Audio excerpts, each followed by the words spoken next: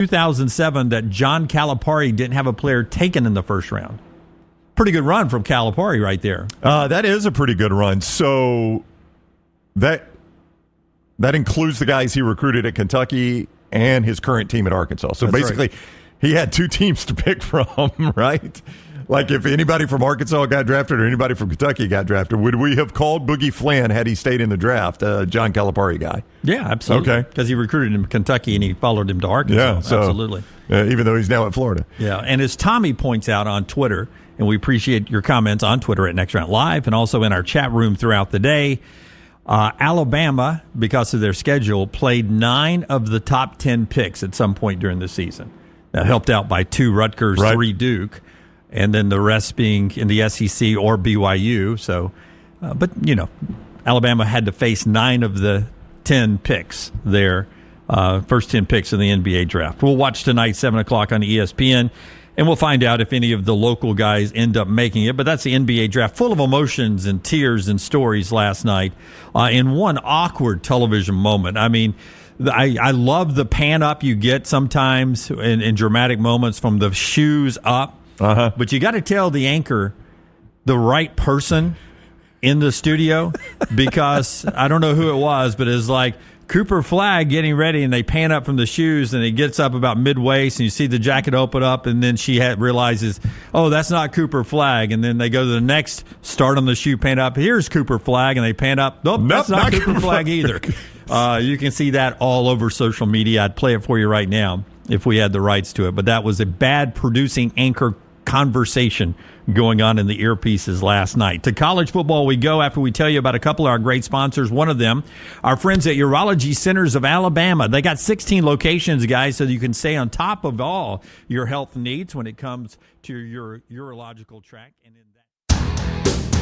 It's 12:15 on the dot. That means it's a Thursday, and that means it's the Pennant Grace Man, time. Tim Melton nailed that. I mean, we were right on 12:15. right on time. I'm so happy to be here with you guys. It's going to be a fun show today. I'm so happy to be here, too. Aw. Sometimes the Braves win, sometimes they lose. Sometimes we stand, sometimes we sit. Yeah, I've been on the standing kick lately, and I think our show's gotten better. Tim, would you agree with that? Since you started standing? Yeah. Yeah. You do deserve the credit for that, Thank yes. you. Stand and deliver, Tim. Yeah. That's what we call And you're it. wearing your hat again. And I'm wearing it backwards this time. It's like it doesn't count as wearing the same hat over again if you wear it backwards. You haven't bought any new ones, have you? Because No. your Man of June my resolution. word. I'm a man of my word. We talked about that at dinner last night, didn't we? did. Did you let everyone know? Yes. All the cards on the table. Yes. As you're well Poker familiar reference. with. We're both in gray. Yeah, we are. Kind of matches our mood from last night. That's a great way to describe it. A little gray. Feeling a little gray. A little blue, if you will, with the Yeah. hat.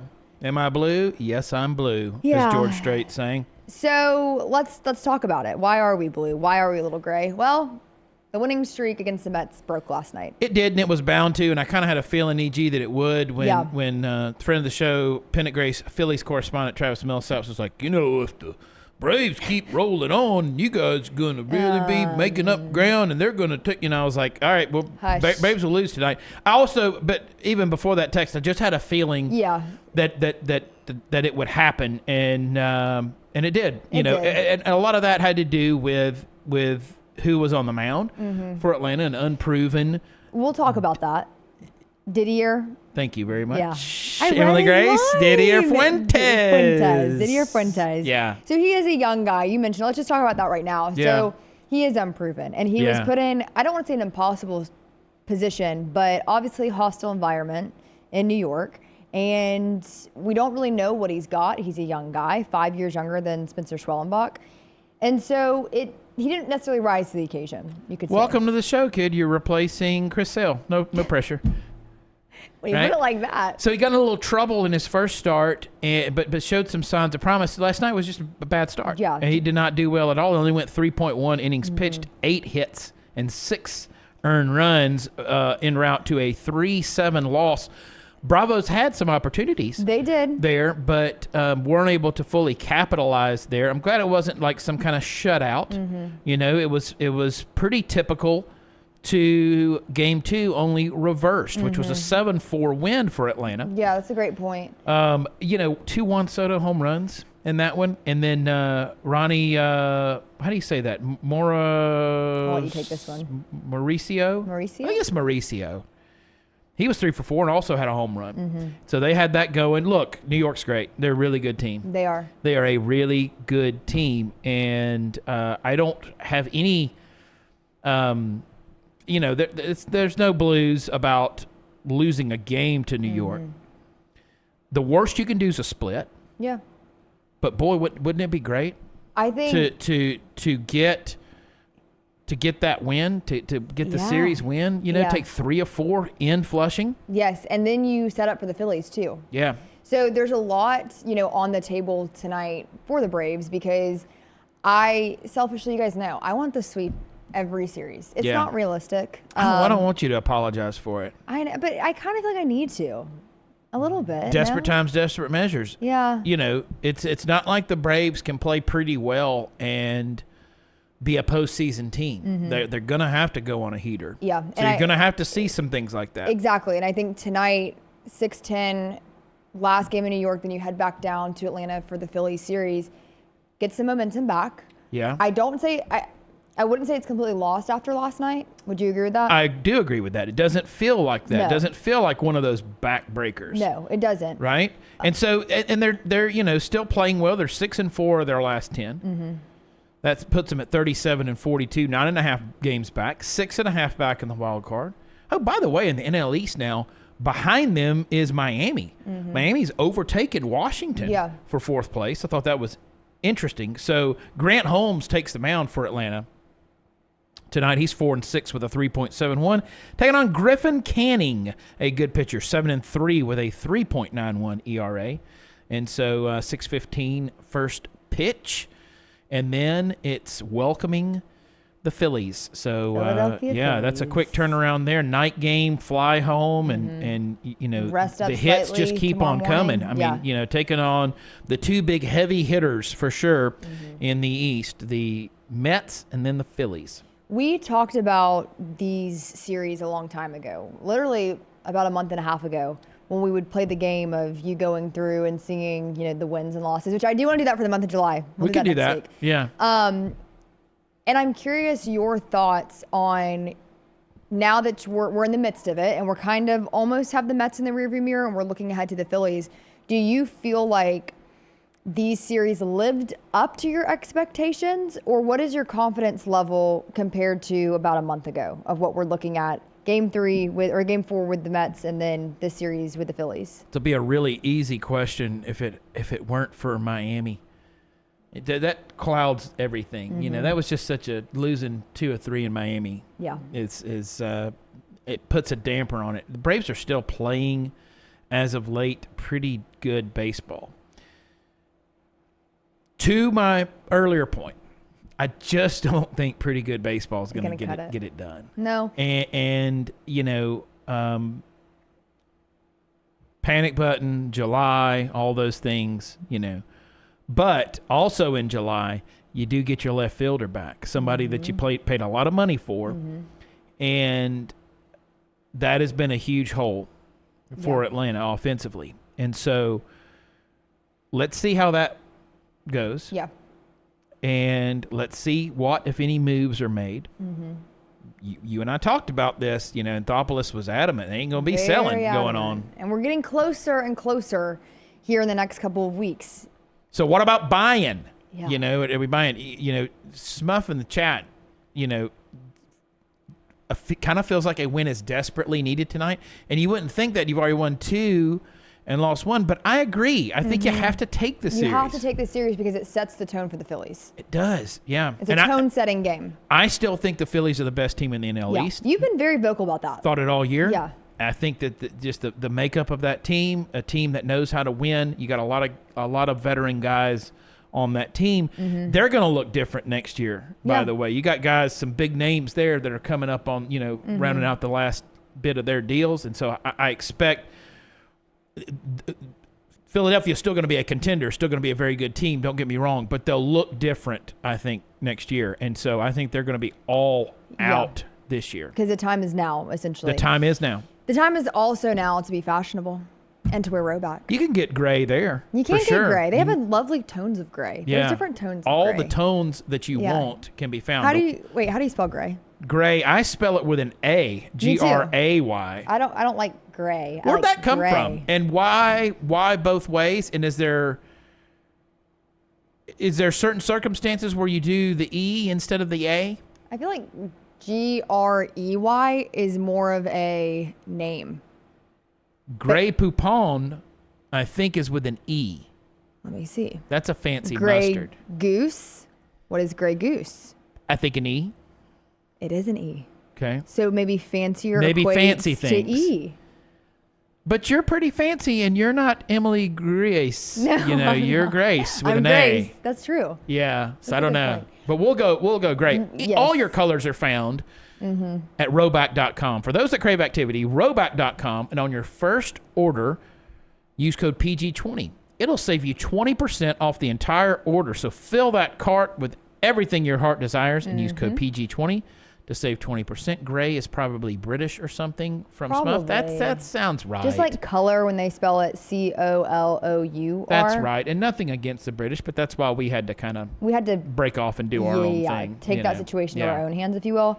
Now, Ush, he's taking a little excursion, a field trip, a Pennant Grace field trip to the game on Sunday. Yeah, I will be heading to Truist Park to see the Braves and Phillies in a 12:35 Eastern Standard Time first pitch. It's going to be so hot. It's going to be really hot. Whole family's going. We're excited. Yeah, I'm excited for you guys. What are you looking forward to most? This is your first game of the season. First game of the season, and first one that we have been to, the four of us. So last year, Megan and I went. Wilson and I have been a number of times. I've never been just Millie and I, which she still wants to do. We try to do that this season too. We haven't been the four of us since Turner. Seriously? Yeah.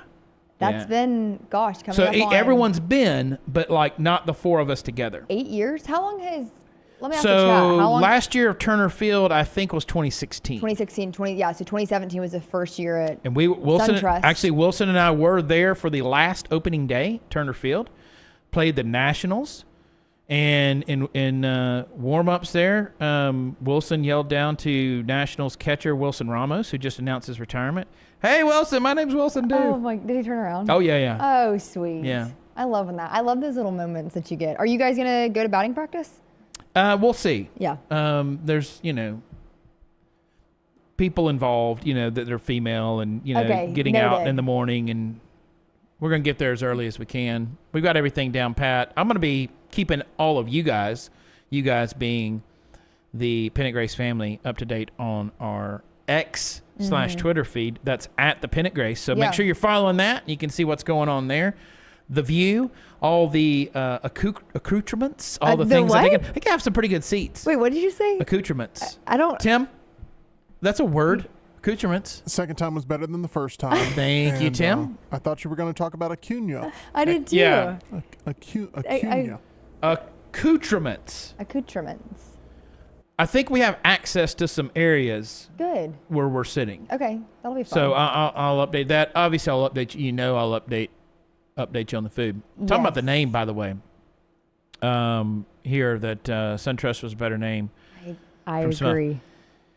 I agree with that, but to me, this is the best park. Yeah.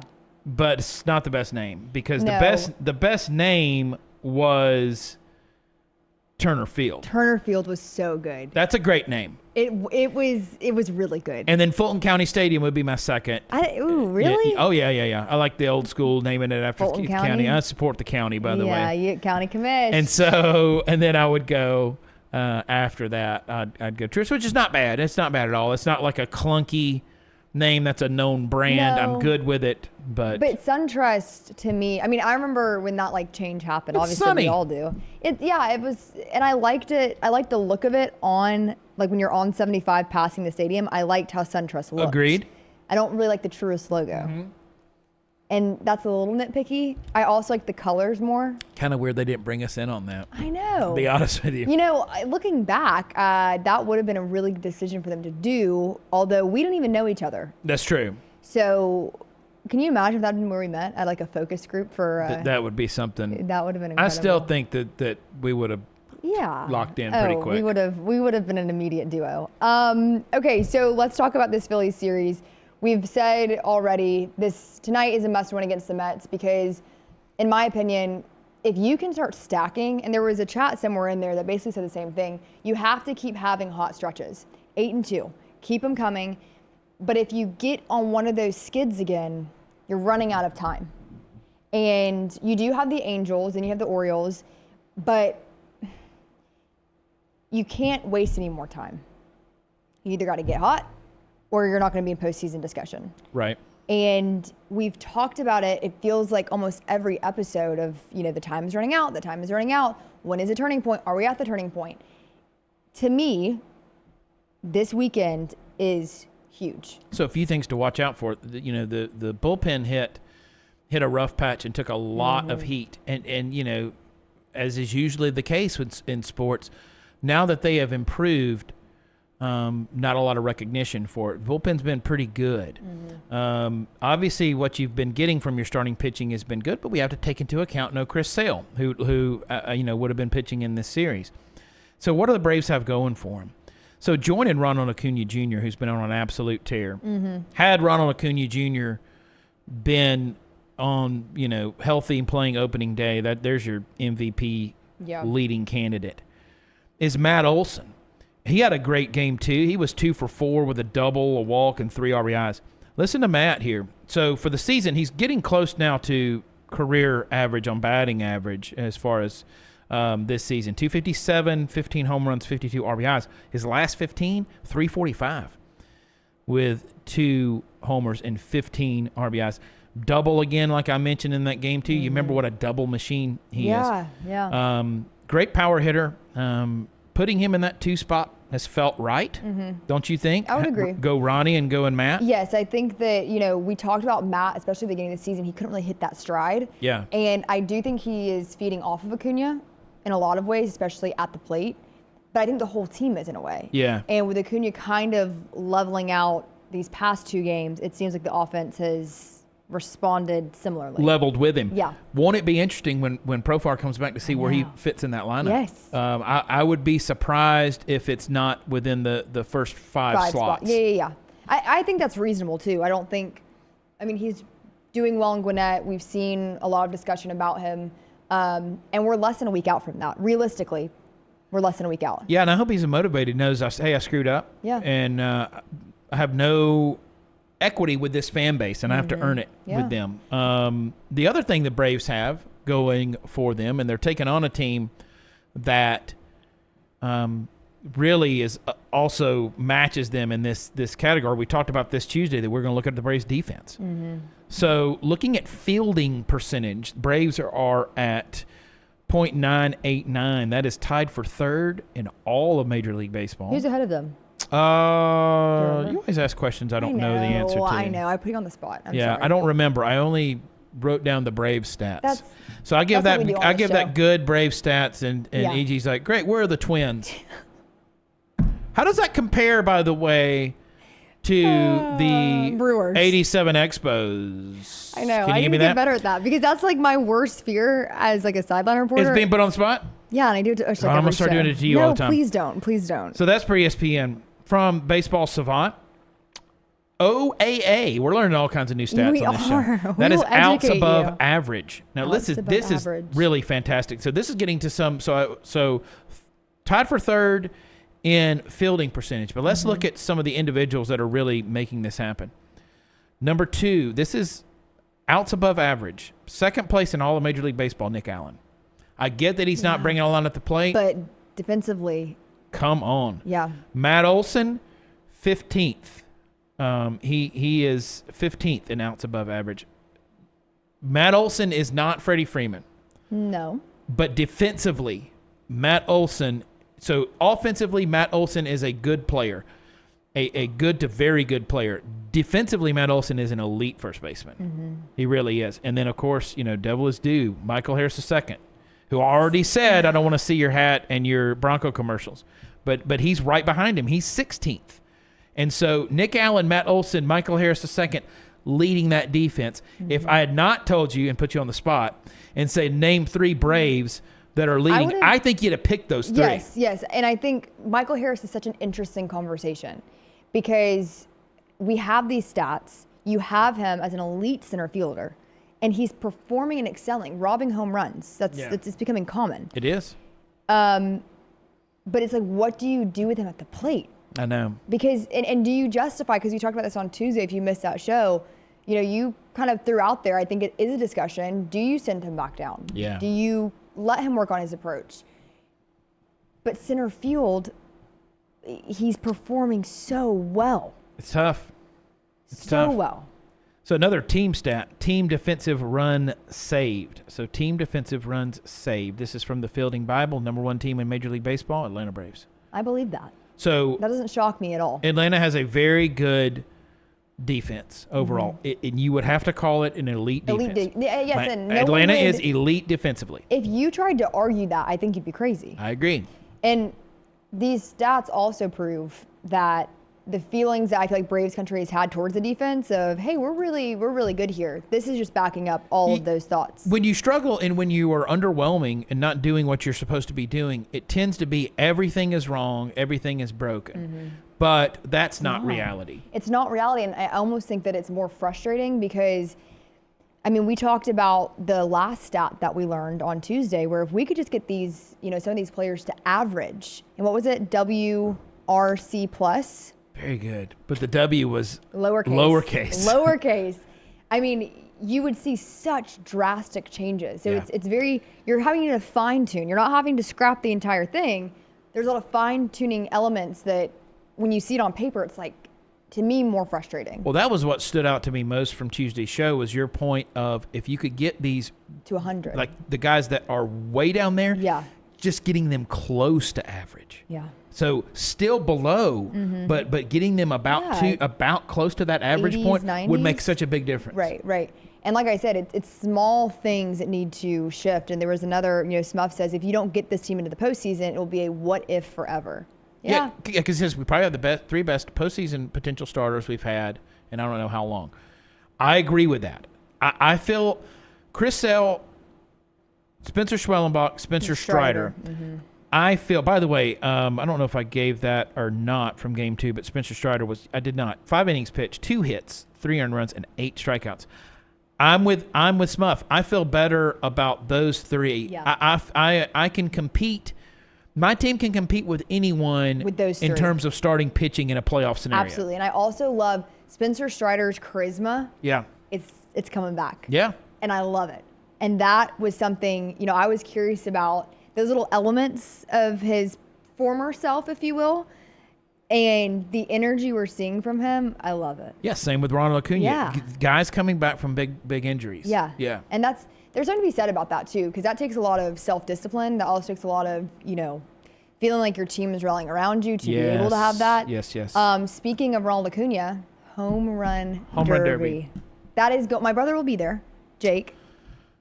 This is good for baseball? Major League Baseball. Yep. Good for Atlanta, good for baseball, good for the Braves, and this is just win-win-win. So apparently, and this is a rumor, Jake was telling me yesterday that for batting practice and for the actual derby, every ball that the player uses is signed. Oh, nice. I know. I thought that was really cool. Has that always been that way? I don't know. I need to fact check this, but we were talking about it yesterday. He's taking a half day. He's an accountant, so you know how that goes. Taking a half day to go out to the derby. Yeah. And he said that apparently he's heard everything will be signed. I like it. I do too.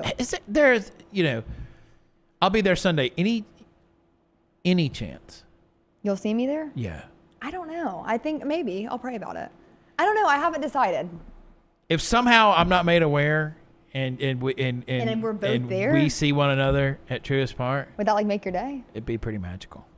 Don't you think? I mean, yeah. We would probably end up doing a live show just for the people sitting around us. Yeah, maybe also we could get you signed up for the Stolen Base Challenge, and maybe me signed up for the Napa Cap Shuffle. I'm not. I'd pay to see it. Am I a clown? No. Am I here to entertain you? I mean, is that what I'm here for? You're funny. You're funny. Funny how, Tim? Funny how? Like, You know. yeah. I mean, No, I don't know. no, I mean, I don't know. Funny how? What do I make you just laugh? The way you tell the way you're funny. You're funny. You're so funny. Yeah. Listen. I mean, picking right up on that. That's why he's chief medical correspondent. Could we potentially pay people off to let it to get us on the big screen? You think? Possibly. We can discuss this after the show. Yeah, we can. If you're going to be at Truist Park this weekend, let us know. Yeah. Absolutely. We'll do like a little Anytime you're there, make sure you tag us. Let us know. Yeah. We'd like to share that with all of Pennant Grace family, all of Braves country. So let's focus on taking this series tonight. Gives you, even though it's just one game. Yeah. It does give you. It will feel different heading back home. It's a tone setter. It's a tone setter game. Yeah. I want to trademark that. I like it. Yeah. All right, so we also have, this is kind of a slight sport change here, but I just did a video with an Alabama wide receiver, Jonah Bernard. That's live. So if you can't get enough of us, which you probably can't. No, you can't. can go watch me. Sorry. No, but that's okay. I was going to bring this up anyway. Oh, good. So this is available on the Next Round YouTube page. Yeah. And it's on demand. Yeah. Mm-hmm. So it's a series of interviews that you conducted there at the Malmore Athletic Facility. In Tuscaloosa. So if you're an Alabama fan, certainly, but also just if you're like me and you're a college football fan, or if you're like me and you're an Emily Grace McWhorter fan, you want to check that out. Gosh, you're too nice to me. But no, I do think it's a really fun interview. I think you may come to be a fan of a player that you may not have expected. There you go. He talks a lot about his faith and how that has kind of guided him on this journey. So it's really cool things. So check it out. And also check out the Pennant Grace. That's on X, Instagram, Facebook. We love to keep up with you guys there. We have a lot of fun. And I feel like we're really building a community, which I think that's what our purpose of this was. Yeah. And we love you guys. So we'll be back with you Tuesday at 12:15. Hopefully really excited and happy. Do I need to go and order a PG Panic button to have on hold? Or what do we want to do with that? Because it's almost July. I think we need to have it just in case. Okay. But having it doesn't mean we'll use it. Okay, but the little display piece. President's got that red phone. Yeah. So did Commissioner Gordon. Yeah. Red phone. Red phone. You're either dropping bombs or you're calling the Batman. Do you like Batman or the Batman, Tim? Either one works. Okay. Batman also had a red phone. Yeah, that's true. So he could call Commissioner Gordon back. They were both red. It's like, hey, Gordon, what's up? Chilling. Okay, Tuesday, 12:15, we'll be back, and we may be a duo at the Braves game on Sunday. You'll have to just wait and see. You have to follow us to see if that happens. That's right. Until then, Braves country, we love you, and we will see you very soon.